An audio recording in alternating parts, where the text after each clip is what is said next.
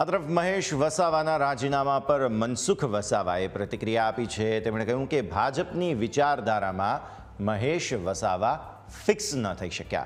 મહેશ વસાવાએ પાર્ટી છોડીને ઉતાવળિયું પગલું ભર્યું છે તેવું પણ તેમણે કહ્યું।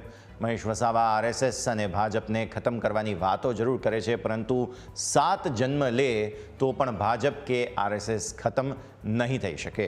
જે પણ બીજી પાર્ટીમાંથી ભાજપમાં આવે તે પોતાના મતલબ માટે જ આવે છે। નારાજગી એમની આના સાથે નથી, નારાજગી એની બીજી છે। સાહેબ, એને આરએસએસ અને ભાજપની વાત જે કરી છે કે એમના વિરુદ્ધ બોલ્યા છે આરએસએસ ને ભાજપ વિશે। હા, એમના મેં સોશિયલ મીડિયામાં જે પોસ્ટ મૂકી છે એમાં એમ લખ્યું છે કે હવે હું ભાજપને અને આરએસએસને ખતમ કરી નાખીશ। આ મહેશભાઈને સમજણ નથી।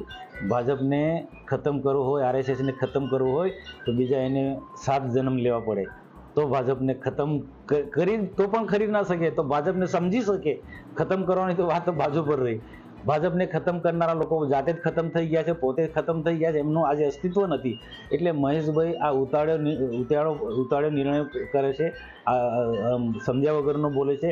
ભાજપની આજે એ તાકાત છે ને ગુજરાત દેશની અંદર, એ વિરોધ પક્ષો એ ખૂબ સારી રીતે જાણે છે।